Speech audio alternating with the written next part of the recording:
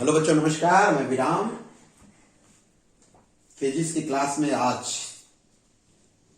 Electromagnetic interaction जो chapter start है प्यारे बच्चों, उस चैप्टर में लेक्चर नंबर 5 में आज फैराडे के विद्युत चुंबकीय प्रेरण के नियम अर्थात प्रेरण संबंधी विद्युत चुंबकीय प्रेरण संबंधी फैराडे ने कितने नियम दिए उस पर चर्चा करूंगा तथा इस नियम पर आधारित एक न्यूमेरिकल आपको सिखाऊंगा जिसके द्वारा बोर्ड में और अदर कंडीशन में आसानी से आप किसी भी न्यूमेरिकल को कर लेंगे।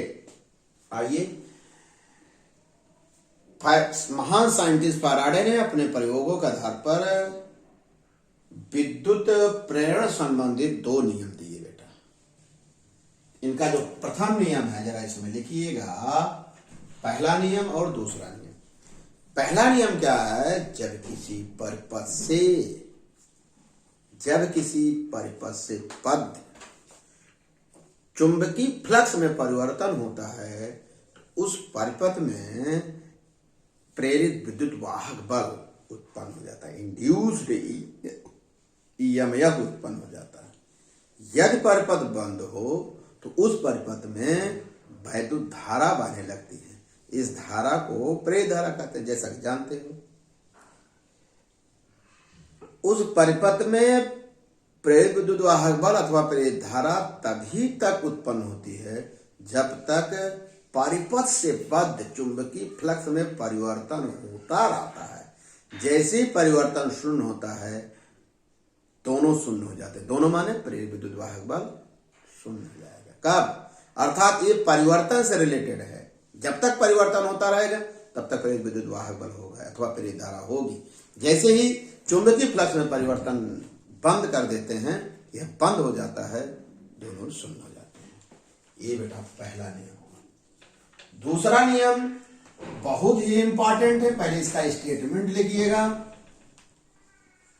किसी परिपथ में उत्पन्न प्रेरित विद्युत वाहक बल का परिमाण उस परिपथ में बद्ध चुंबकीय फ्लक्स के परिवर्तन के ऋणात्मक दर के बराबर होता है। किसी परिपथ में उत्पन्न प्रेरित विद्युत वाहक बल का परिमाण उस परिपथ में बद्ध चुंबकीय फ्लक्स के परिवर्तन की दर के ऋणात्मक मान के बराबर होता है। कौन? प्रेरित विद्युत वाहक बल। एक बार और बता देते हैं। किसी परिपथ में उत्पन्न प्रेरित विद्युत वाहक बल का परिमाण जो परिमाण होगा उस परिपथ में बद्ध चुंबकीय फ्लक्स के परिवर्तन की दर के ऋणात्मक मान के बराबर होता है। क्लियर हो गया? आइए इसका एक मैथमेटिकल स्वरूप दें। यदि डेल्टा टी समय अंतराल में किसी परिपथ में बद्ध चुंबकीय फ्लक्स में परिवर्तन डेल्टा फाई हो तो फैराडे के नियमानुसार क्या होगा? जो उत्पन्न प्रेरित विद्युत वाहक बल का जो परिमाण होगा चुंबकीय फ्लक्स के परिवर्तन की दर delta phi upon delta t के ऋणात्मक मान के बराबर होगा। आपको पहले से पता है, अगर डेल्टा जहां लगा रहता है तो ये इसको कहेंगे औसत, एवरेज ईएमएफ भी कह सकते हैं। क्या कह सकते हैं बेटा? कभी कभी न्यूमेरिकल में पूछता है औसत प्रेरित विद्युत वाहक बल। बच्चे समझते हैं कि इसके लिए कोई फार्मूला ही नहीं बताया गया, तो हम बताएं कि हल कैसे किए। ये बेटा एवरेज, जहां आपको पता है पहले से डेल्टा फाई अपॉन डेल्टा रहेगा। यदि समय अंतराल अनंत सूक्ष्म हो, आपको ये भी जानकारी है, तब औसत प्रेरित विद्युत वाहक बल को क्या कहते हैं? इंस्टैंटेनियस ईएमएफ कहेंगे। क्या कहेंगे बेटा? इंस्टैंटेनियस ईएमएफ, या उसी को प्रेरित विद्युत वाहक बल, या उसी को एट एनी मोमेंट कहते हैं। एट एनी मोमेंट प्रेरित विद्युत वाहक बल, at any moment induced EMF. इसको कैसे लिखेंगे? E equal to minus D phi upon D T. क्योंकि आप हाई स्कूल लेवल में तो ये यूज किया जाता है और इंटर लेवल में ये। ओके बेटा, ये हुआ किसका नियम? फैराडे का विद्युत चुंबकीय प्रेरण संबंधी द्वितीय नियम, जो बहुत इंपॉर्टेंट है। एक और पॉइंट अच्छी बात बताएं, यदि परिपथ में कोई कुंडली हो और उस कुंडली में फेरों की संख्या कैपिटल एम हो, तो एक फेरों की संख्या, एक फेरों के लिए तो कितना होगा, डी फाइव अपॉन dt, क्योंकि यह फेर है, एन से गुणा कर दीजिए तो कितना निकल जाएगा, जो नेट जो ई इंड्यूस ईएमएफ होगा, प्रेरित विद्युत वाहक बल होगा, E equal to minus N D five upon dt। इसको रीअरेंज कर दीजिए, इसको एन को अंदर कर दिए तो N D five upon dt। जहां एक शब्द अच्छी तरह सीख लीजिए, एन फाइव को कहते हैं प्यारे बच्चों, किसको, एन फाइव को कहते हैं कुंडली में बद्ध, कुंडली में फ्लक्स ग्रंथिकाओं की संख्या, number of flux linkage. N five क्या कहते हैं, number of flux linkage, flux ग्रंथिकाओं की संख्या। इसका जो मात्रक प्यारे बच्चे होगा वेबर टर्न होगा। दूसरा पॉइंट आप नोट किए होंगे, नेगेटिव चिन्ह यह प्रदर्शित करता है प्रेरित विद्युत वाहक बल सदैव चुंबकीय फ्लक्स परिवर्तन का क्या करता है, विरोध करता है। गणितीय वैल्यू कोई प्रभाव नहीं डालता, ध्यान रखिएगा, न्यूमेरिकल वैल्यू पर कोई प्रभाव नहीं डालता, परंतु विरोध करे, किसका विरोध करेगा, चुंबकीय फ्लक्स परिवर्तन। कौन विरोध करेगा, ईएमएफ। और फैराडे के दूसरे नियम को न्यूमैन का नियम भी कहते हैं मेरे प्यारे बच्चों। आगे आइए, एक प्रॉब्लम आपके द्वारा हम जरा सॉल्व कर दें आपको।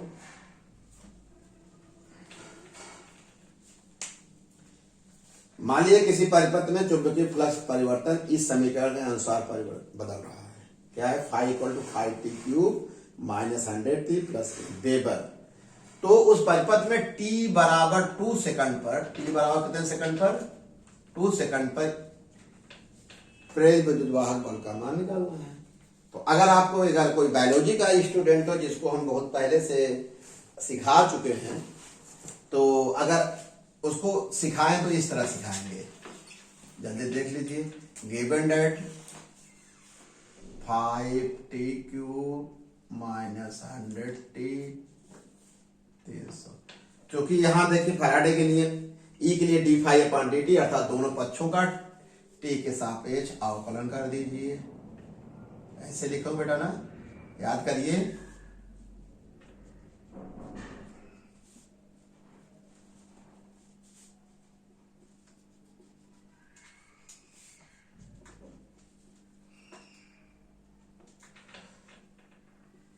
डी फाइव अपॉन dt, इसका तो 15t स्क्वायर हो जाएगा, इसका 100 हो जाता है, कांस्टेंट का क्या हो जाएगा, 0 हो गए।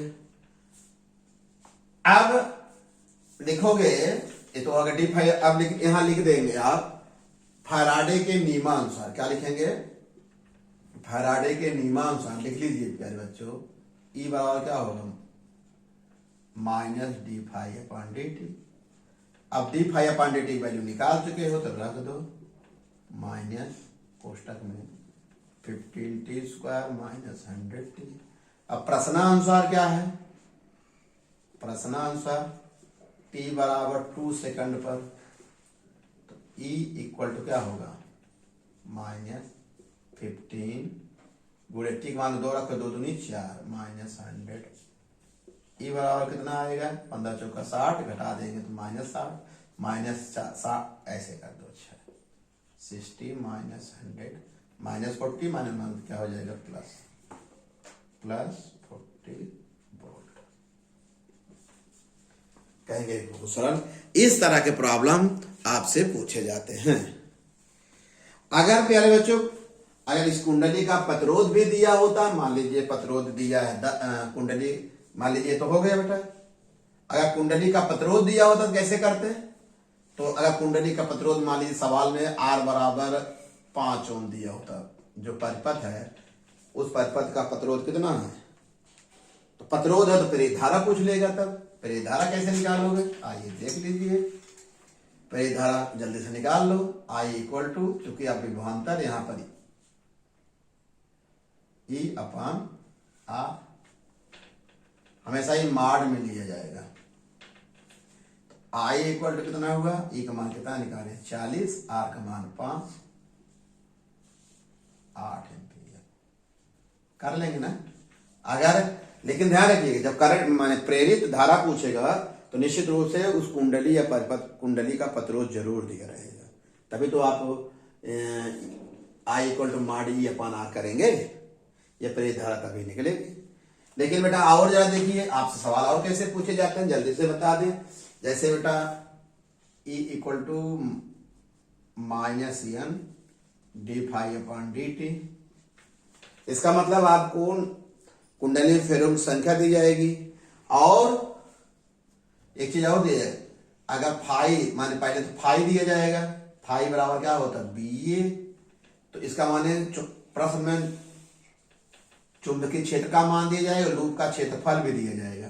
तो पहला काम आपका अर्थात दो कंडीशन दी जाएगी, पहले ये हो सकता है ये दिया हो टाइम t1 बराबर 0 सेकंड पर ये दिया गया हो और t2 बराबर मान लीजिए 5 सेकंड या कुछ सेकंड दे दे, कितना सेकंड 5 सेकंड में यह कुंडली आधा चक्कर जितना घूमना, ये φ1 हो गया, ये क्या हो गया φ2। मान लीजिए प्रारंभ में है काश माने इस तरह से होगा, t बराबर 0 पर एरिया वेक्टर है, यह कुंडली चुंबकीय क्षेत्र तल के लंबवत है। अब कुंडली कितना घुमा दे, ये प्रारंभ है, यहाँ पर देखो एरिया वेक्टर, यहाँ थीटा इक्वल टू 0।